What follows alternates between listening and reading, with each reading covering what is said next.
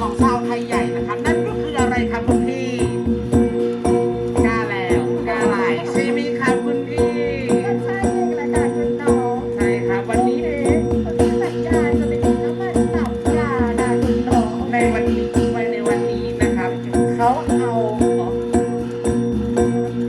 เอาเป็นการแสดงอันนี้การต้องกระดาษก่อน ต้องกล้าลายก่อนนะครับกล้าลายคือการแสดงศิลปะป้องกันตัวด้วยมือเปล่านะครับเป็นการออกท่าออกทางตามแผนแม่บทของชาวไทยใหญ่นะครับไม่ว่าจะเป็นการออกมือการวางเท้านะครับจะเป็นแผนแม่บทโดยมีแม่แบบนะครับใช่จากอารมณ์เดียวกับเทควันโดยูโดนะคะแต่อันนี้กังฟูนะครับแต่นี่คือกล้าลายของชาวไทยใหญ่นะครับใช่ค่ะก็จะมีเสน่ห์ที่แปลกแตกต่างไปนะคะใครสนใจอยากจะเรียนรู้ไปเรียนกันได้ค่ะและที่สำคัญ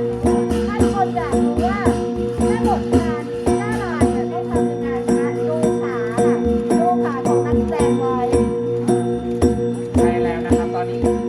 นักแสดงชายของเราแต่งกายแบบชาวไทยใหญ่นะครับใช่ค่ะเป็นการแสดงอย่างไรครับเป็นการแต่งกายอย่างไรครับคุณพี่อย่างไรไม่รู้แต่ตอนนี้เหยียบดาบมาแล้วค่ะคุณน้องเหยียบดาบขึ้นมาแล้ว นี่คือการแสดงกล้าแล้วนะครับ ใช่ค่ะ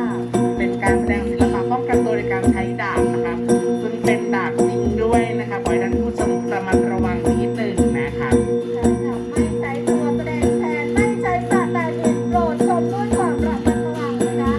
แล้วค่ะในภาษาไทยใหญ่ก็แปลว่าดาบนั่นเองนะคะผู้ที่จะมาแสดงแบบนี้จะต้องได้รับการฝึกฝนมาอย่างดีค่ะเพราะดาบจริงคมจริงและเจ็บจริงค่ะในส่วนของการย่างแก้วนั้นดูค่ะอารมณ์เดียวกับลำกระบี่กรอง ใช่แล้วนะครับ90ชิ้นชัว90แข่งนะครับพร้อมใหม่ค่ะและในส่วนของการแต่งกายนี่คือการแต่งกายแบบผู้ชายออริจินอลผู้ชายไทยใหญ่แท้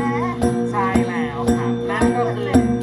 มีผ้าโพกค่ะบนหัวนะคะซึ่งต้องมัดเป็นแบบนี้เลยนะมัดแบบอื่นไม่ใช่ขยายใช่แล้วนะครับเสื้อก็จะเป็นเสื้อผู้ชายแบบคอจีนนะครับกระดุมเป็นกระดุมผ้าขอดด้วยมือนะครับเรียกกระดุมขอดนะครับใช่ค่ะสวมกางเกงในท้ายชาวเลนะคะและถ้าจะครบสิ่งจริงๆต้องมีด้ามด้วยหนึ่งอย่าง ใช่ค่ะแล้วนะครับแต่วันนี้ถ้าพกด้ามมาเกรงว่า ดาบก็จะเป็นก้องกับยาวนะครับ ใส่กล่องเพราะฉะนั้นเพื่อความปลอดภัยในการแสดงนะคะน้องๆหนูๆโปรดระมัดระวังอย่าวิ่งเข้าไปหาคนที่เขานะคะ ใช่แล้วครับเป็นการออกท่วงท่าได้ดุดันมากเลยทีเดียวนะครับค่ะและดูลำดับดนตรีค่ะรถบัสขึ้นมากงานมันขนาดและจบลงมาขอเสียงปรบมือ ยกมือด้วยนะครับการแสดงที่เพิ่งจบไป